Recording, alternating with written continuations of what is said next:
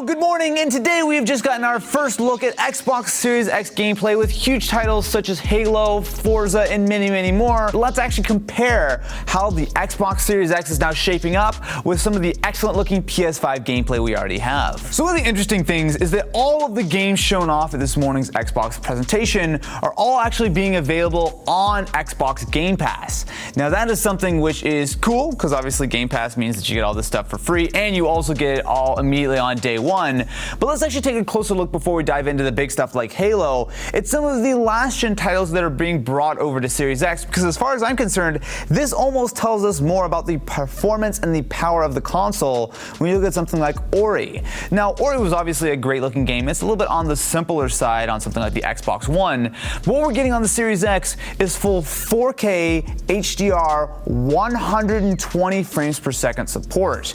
That is something which, if you would have asked me 6 months ago, I would not have expected to see this console generation, but it makes a lot of sense. These consoles are capable of 4K and 120 frames per second at the same time, and it's really encouraging to see on pretty much day one of the console launch, we're going to see at least some games, admittedly stuff that may be a little bit on the older side, we're going to see games that are going to be fully supporting that. Now it's interesting to compare this with something like Spiderman Miles Morales on the PS5, which is sort of an interesting blend of a game. Now obviously we don't have a ton of gameplay on that, it's a little bit more of a cinematic trailer at the moment, but the thing with Spider-Man is, this in a lot of ways feels like it's more of a kind of, I don't want to say expansion pack, because that's obviously not quite the case, but it seems like very much a little bit of a smaller scope game when you look at this compared to the PS4 version of Spider-Man. Now there's nothing wrong with that. Obviously there's going to be a lot of new content, whereas a lot of these games for the Series X are just straight getting a patch to come up for the Series X.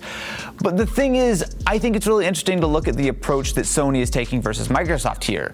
Sony are going into this with like, hey, you know what, we're not really focusing a lot on the PS4 backwards compatibility. They're not really talking a lot about games that are getting patches to work on PS5, whereas Xbox has been all about that. Now obviously I like the idea of buying my Xbox Series X, plugging it in, and day one having all of these games that are already optimized for Series X, but it's interesting to look at the way that each of these companies are tackling this problem. Now part of that certainly will come down to the fact that while yes, they are both huge technical leaps forward, there are certainly advantages on the Xbox side, right? While the PS5 does have a faster SSD, the Xbox has a slightly faster CPU and a significantly more powerful graphics chip. And as we'll talk about a little bit later when we get into more of the head-to-head stuff, I'm going to be really curious to see how some of these things line up, because especially when you look at how heavily the ray tracing implementations are really going to play into this next generation of consoles, I think it's going to be really interesting to see exactly how much muscle these consoles have to really push the visuals that you expect out of a new generation. Now there are a lot of other new updates. So for example, Forza Horizon 4 is going to be running at a full 4K 60 Hz. Now some titles such as these next gen games like Watch Dogs Legion, we don't have a lot of information on, but we can see that there's things like ray tracing which are being implemented. Surprise, surprise, obviously we've already seen some PC previews of Watch Dogs and they look great. Some of the other games that are being updated include not only Dirt 5, which I will say is actually one of the very few games, especially considering it's a third-party title, which will be supporting not only 4K resolution, but frame rates up to 120 frames per second. Now obviously when we talk about the high frame rate gaming, it's kind of difficult to sort of really get a good idea of that on stream, where you're obviously not going to be able to see 120 frames per second.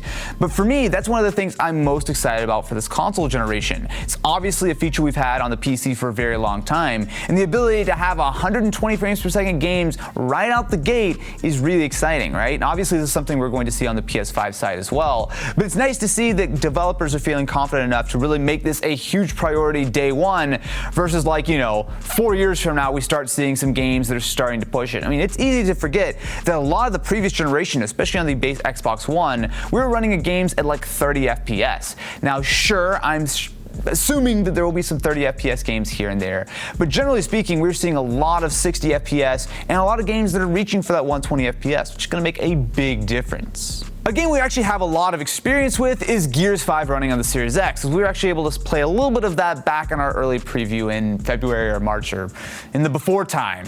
So we know for a fact that they're pushing the envelope on this one. So we know that they're running ultra textures, some actual details that are running above PC spec.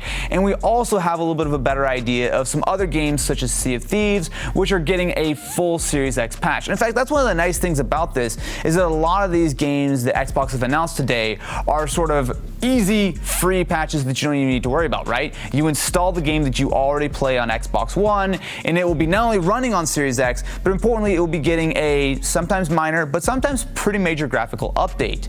Now, this also applies to a lot of third-party titles, so we already know a bunch of titles such as like Cyberpunk are going to be supported on the Series X, but we also have stuff like Assassin's Creed Valhalla, which while they're a little bit vague on like exactly how far they're pushing the hardware, we do know they're targeting things like 4K, 60, all that kind of stuff, and a lot of the gameplay and gameplay we've seen about it looks solid so far. Now, a game I was really excited to see today is the brand new edition of Forza Motorsport. So this is the mainline entry, and they've sort of dropped the numbers, but essentially while we only got a very small trailer, so you look at something like Gran Turismo where we actually got real gameplay and even the menu and stuff, it's kind of hard to judge. But when you put these two titles side by side, I think this might be the best like apples to apples comparison with the PS5 and the Xbox Series X. So let's take a closer look at Forza first. So we see a lot of things on display. So first of all, and something kind of interesting to me, even though Microsoft had talked a lot about a lot of these games are going to be across generations, so for example, Halo runs on Xbox One and PC and Series X, this new Forza game, which is early in development, so we don't even know when it's coming out, is an exclusive to the PC and specifically to the Xbox Series X. So that means that some of these things, such as ray tracing, I think should be pretty much standard across the board. Now, Gran Turismo also does feature ray tracing, and honestly, you look at some of stuff like this, I mean, you look at the garage scene, it looks incredibly good, but if you do some pixel peeping, you'll see the ray tracing implementation is a little bit low resolution. Now, based on this Forza footage, it's a little bit hard to see, but my assumption is that while both of these consoles do have what seems to be pretty solid ray tracing capability, it might not quite be on the same level of something like the RTX cards that you get on the PC. That being said, though, the level of detail that you can see in this clip I think is really interesting, because for Forza, it's a game that obviously has always prided itself on sort of being a little bit more realistic, right? And same thing with Gran Turismo, right? I would feel like these are very sort of similar games. And I'm gonna be really curious to see exactly how they stack up, because right now they're pretty much matching each other. Ray tracing, HDR, 4K, 60 frames per second, all of that stuff. But what happens when we get maybe a 120 FPS option? What happens when they start pushing the envelope a little bit more? I want to see more footage, but from what I've seen, I'm very excited for Forza, but man, they could give us like a little bit of gameplay. I mean, it's all in engine, but like it just wasn't very long. The game I think everyone was really excited to see today is Halo Infinite. Now, we've seen this tease for quite a while, right? So we saw it at E3 2018, a brief little teaser. We saw a lot more of it last year at E3. We saw a little bit at the Game Awards. This is a game that I think a lot of people are hyped for, and there's a lot going for it, but also, while it's probably our best representation of some real gameplay, right? So they showed us the menu, they showed us what I assume was a very fast loading screen, and a few minutes of the campaign. My main takeaway here is that while, yes, it looks good, this is an Xbox One game, right? Don't forget, this is an Xbox One game that is optimized for Xbox Series X. And while that might not sound like a strong distinction, this is a game that has been in development for years, right? And with that sort of base Xbox One and One X sort of in mind, I think it limits a little bit the scope and the scale. So let me talk a little bit about that. So the Halo Infinite that we've seen was running on Series X. Now, we do know that it's running at 4K.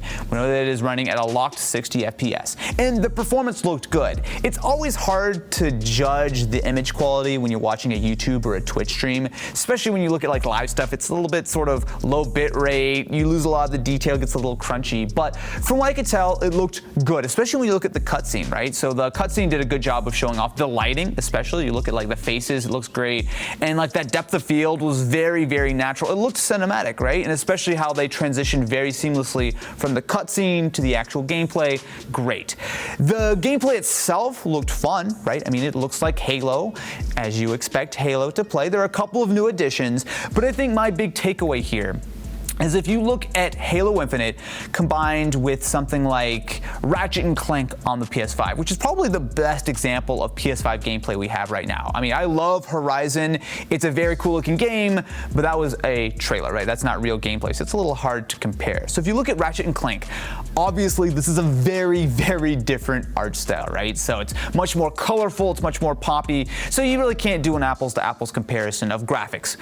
But my real takeaway is that Ratchet & Clank was really taking advantage of the PS5 in a way that it kind of feels like Halo Infinite isn't. So as a game that has to work on Xbox One all the way up through Series X, to me, it looks like the Series X version is just running at a higher resolution with better textures and all the kind of stuff that you expect out of other Xbox One games that are being ported to the Series X. There's nothing wrong with that. And I do know that the actual scope of Halo Infinite is much larger than before, right? So they've said something like it's several times larger. One of the Halo rings is several times larger than the previous Halo games combined. Look, man, I got it very early this morning. So the scale is cool there, but like, I'm not out here to play games that are a huge open world, right? I mean, obviously something like Red Dead or, GTA 5. I mean, these are huge open world games that were able to run last generation. That's cool, but that doesn't sort of give you that huge scale. Now, sure, like that elevator at the beginning was a cool sort of shot to show like, hey, look, this world is big. There's a lot of verticality there, but I'm excited to play Halo. I think it's very cool, but I don't think it's showing the Xbox Series X off at its true potential.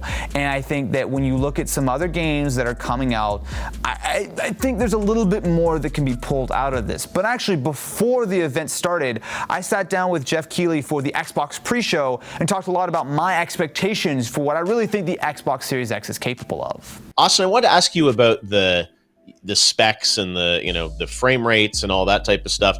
You live in the world of tech and RDNA architectures and whatnot. Like, what do you think? What does that all mean to the gamers? Like, how do you think the games are going to be different, or what are the things we should look for here in ray tracing and things like that? Like, what do you think are going to be some of the big leaps that we're going to see in some of these games, hopefully today? So I think the interesting way of looking at sort of the previous generation, sort of Xbox One, PS4, going into this new generation is that it's a much more well-rounded package, right? So you look at something like the Xbox Series X, spec-wise, it is equivalent to a very high-end gaming PC. That's not something we've seen in the console space for a long time, right? You look at the Xbox One, it had good graphics, right? It was able to provide some really impressive games. You look at something like Red Dead 2 running on an original Xbox One. It's really impressive that that was able to be sort of accomplished. But the thing is, this generation, with the Series X, we have not only the SSD, which I think people are going to very quickly get used to, not minute load times, but a few second load times. But also you have that really powerful CPU, which is going to enable these bigger open worlds, sort of more interesting looking physics. And then you have on the graphics side, not only sort of more detailed things, and I think the higher frame rates are something that, especially as more and more TVs are developing that sort of tech, that people are going to really start to appreciate. But also these new features like ray tracing, right? Which are just going to help ground these worlds in a much more sort of realistic sort of location. Like, I guess for me, it's more about making the console a much more complete package, right? You're not sort of sacrificing because you're playing on your PC versus your Xbox or anything. Like, you're going to be getting a very similar level of performance. And in a lot of cases, something like the Series X is going to be significantly more powerful than any other gaming device in your home. So the summer of consoles is fully upon us. So hopefully you guys enjoy. Make sure to subscribe to the channel for lots more content on the PS5 and the Xbox Series X, including maybe some new hardware announcements in the next few months, hopefully. So thank you very much for watching. And now, if you'll excuse me, I'm gonna go take a nap. Infinite now? No, I don't. What? That's called dead. That's dead, Ken.